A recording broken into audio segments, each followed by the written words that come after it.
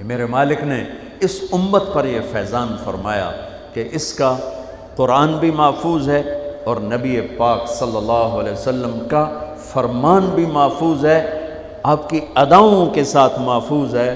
میں ایک آپ کو مثال دیتا ہوں، اگر ہمارے نبی پاک صلی اللہ تعالی علیہ وسلم کے چلنے کا انداز کیا تھا، اگر ہمیں یہ معلوم نہ ہوتا تو کیا فرق تھا؟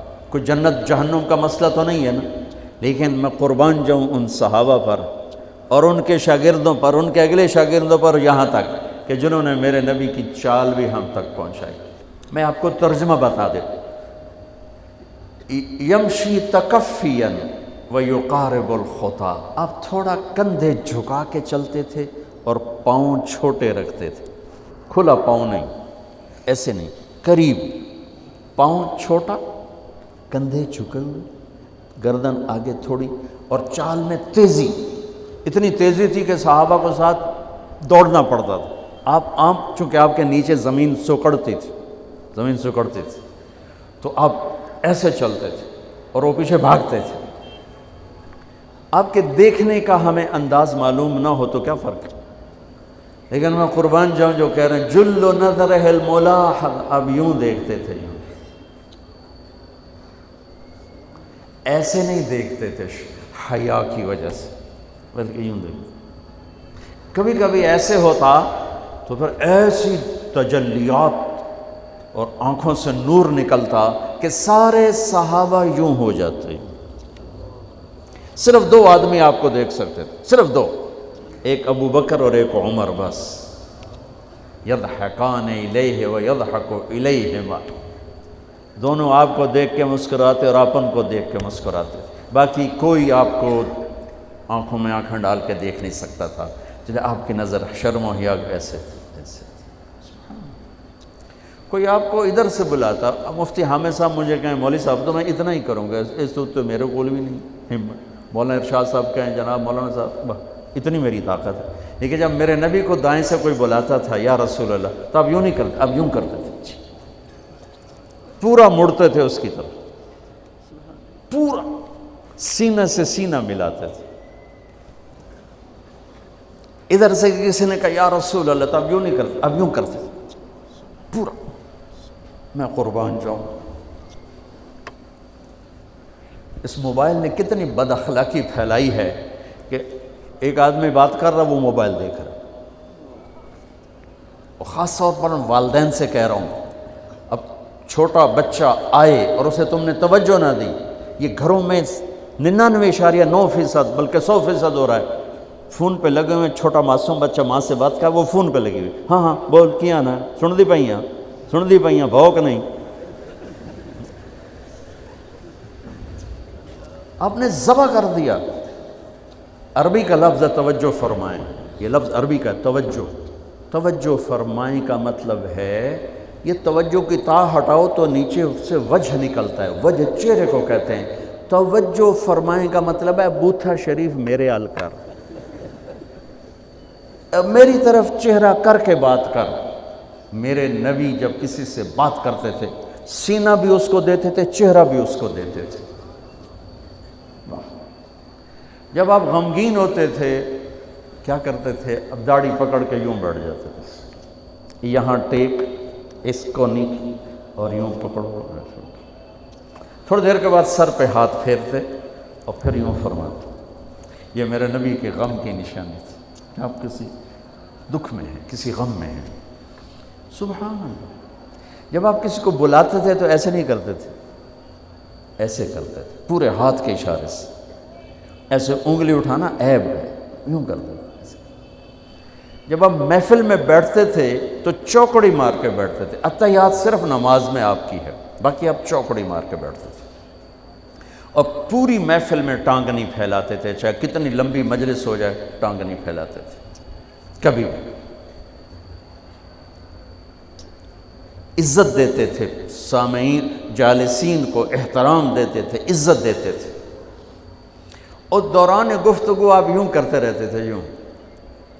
یہ آپ کی بے ساختہ حرکت تھی، یہ ہتھیلی، یہ انگوٹھا، یہ ہر آدمی میں نا کوئی اس کی جسم کی غیر ارادی حرکت ہوتی. جیسے میں اپنے انگوٹھے کو یوں کرتا رہتا ہوں، یہ میری بچپن کی عادت ہے، مجھے پتہ بھی نہیں ہوتا میں انگوٹھا ایسے کر رہا ہوتا ہوں. تو میرے نبی کی بغیر ارادے کے ہاتھوں کی حرکت تھی. آپ دوران گفتگو یوں فرمایا کرتے. یا آپ کو اوپر کر کے دکھا رہا ہوں، ورنہ آپ یہاں ہاتھ ہوتے تھے اور آپ یوں فرماتے رہے. واہ کیا صحابہ تھے جو ہر شے ہم تک پہنچا. سبحان اللہ. جب آپ غصے میں ہوتے تھے تو ہماری طرح کوئی وہ اظہار تو ہوتا نہیں تھا. پھٹ پڑے وہ بھی نہیں ہے، ڈانٹ ڈپٹ وہ بھی نہیں ہے. اس کو برداشت کیا ہے، اس کا رد عمل آیا ہے چہرے پر. کیا یہاں ایک رگ تھی جو غصے میں ابھر آتی تھی، وہ ایسے ایسے ایسے ایسے ایسے کرتے. بینہما عرق یدرہ الغضب، تو اس سے اندازہ ہوتا تھا غصے میں. کسی پر اظہار ناراضگی ہے تو ہم تو لان تان کرتے ہیں. آپ کیا کرتے تھے؟ ادھر سے ابو ہریرہ آ رہے ہیں، آپ ان پہ ناراض ہیں اور ان کو بتانا بھی چاہتے ہیں، اور یہ ناراضگی ان کی کسی تربیتی پہلو کی وجہ سے ہے.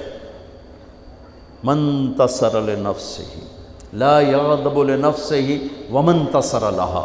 ساری زندگی اپنی وجہ سے نہ کسی پہ ناراض ہوئے نہ کسی کی ڈانٹ ڈپٹ کی. تو جب ادھر سے آ رہا ہے نا ابو ہریرہ اور آپ ان کو اظہار ناراضگی فرمانا چاہتے ہیں تو یوں دیکھا اور ساتھ ہی یوں ہو جاتے تھے. بس ادھر سے انس آ رہے ہیں، آپ ان پہ ناراض ہیں، دیکھتے ہی آپ یوں ہو جاتے تھے. بس یہ اتنا تھا میرے نبی کی ناراضگی کا اظہار کہ آپ لگتا ہے ناراض ہیں. ناراض. جب آپ خوش ہوتے تھے تو یہ جگہ گلابی ہو جاتی. پہلے بہت خوبصورت رنگ تھا گلابی، لیکن یہ اور زیادہ چمکنے لگتے، اس میں سے نور نکلنے لگتا تھا. اتنی چھوٹی چھوٹی بات. میرے نبی کی کوئی بات چھوٹی نہیں ہے، لیکن جیسے فرض اور ہے، فرض کفایہ اور ہے، واجب اور ہے، سنت موقدہ سنت، یہ ساری ایسے ہی. میرے نبی کا ہر عمل عظیم الشان ہے کہ ہر عمل جنت میں لے جانے کا اور اللہ کی رضا کا ذریعہ ہے. تو چھوٹا تو کوئی نہیں.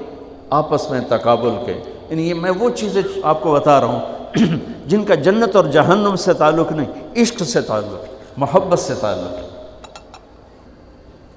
ہماری جماعت گئی حافظ آباد، وہاں میں وکلاء میں بیان کر رہا تھا. علاقے کے ایک بہت بڑے ذمہ دار آئے ہوئے تھے.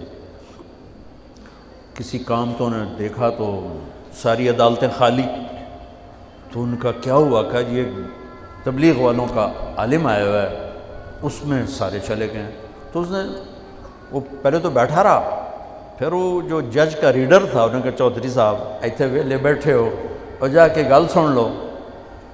وہ ذرا تبلیغ کو اچھا نہیں سمجھتے تھے. ان کا چلو ویلا بیٹھا سن لو. وہ آگے میں اس وقت اللہ کے نبی کے جانور بتا رہا تھا کہ میرے نبی کی 9 بکریاں تھیں، ان کے نام عجوہ، سقیہ، برکہ، ورثہ، زمزم، اطلال، اطراف، غیثہ، قمرہ. 9 بکریاں، 10واں بکرا یم، اور اس میں قمرہ آپ کی زندگی میں مر گئی. یہ احسان عظیم ہے ان ہستیوں کا جو واقعی اس قابل تھے کہ اللہ نے کہا رضی اللہ عنہ، جاؤ میں راضی ہو گیا، جو مرضی کرو میں راضی ہو گیا. سبحان اللہ. واہ. اور آپ کے اونٹ تھے 2 عسکر اور ثعلب، اور آپ کے خچر تھے عفیر اور دلدر اور فضہ، اور آپ کے پاس گدھے تھے 2 عفیر اور یعفور، اور آپ کی اونٹنیاں تھیں عذبہ، جدعا، شہبہ، قصوہ، اور آپ کے گھوڑے تھے لزاز، طراز، لحیف، سجل، سکب، سبحہ، ورد، یعصوب، یعبوب. یہ آپ کے گھوڑوں کے نام. ایک گھوڑے کا نام تھا ورد. کیوں تھا؟ جیسے گلاب کا پھول نمایاں نظر آتا ہے، وہ گھوڑا ایسا حسین تھا کہ گھوڑوں میں نمایاں نظر آتا تھا.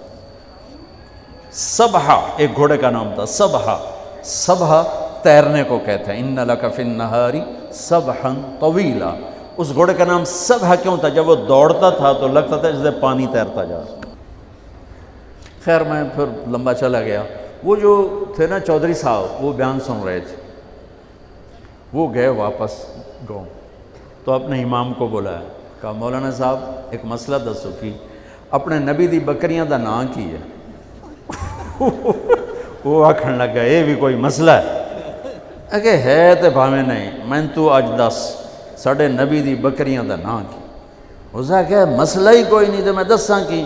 اسے کہا تو اج تک میں نو پٹی پڑھائی ہے کہ اے نبی نو نہیں مندے تے اے نبی دے گستاخ ہیں، میں ہونے انہاں دے مولوی دی تقریر سنی ہے وہ تا نبی دی بکریاں نو مندیں تو انہاں نبی نو نہیں مندے، ہون تو جماعتاں نو روکیا میں تنو کھلے پھرے سا۔ پھر وہ ہماری جماعت پوری کو لے گیا اپنے گاؤں، نے 15-20 ہزار آدمی اکٹھا کیا، میرا بیان کروایا ہوا، کھانا ہوا۔ تو میں قربان جاؤں، آپ اسی سلسلے کی کڑی چل رہے جنہوں نے نبی کے علم کو لیا، آگے دیا، پھر آگے دیا، پھر آگے دیا۔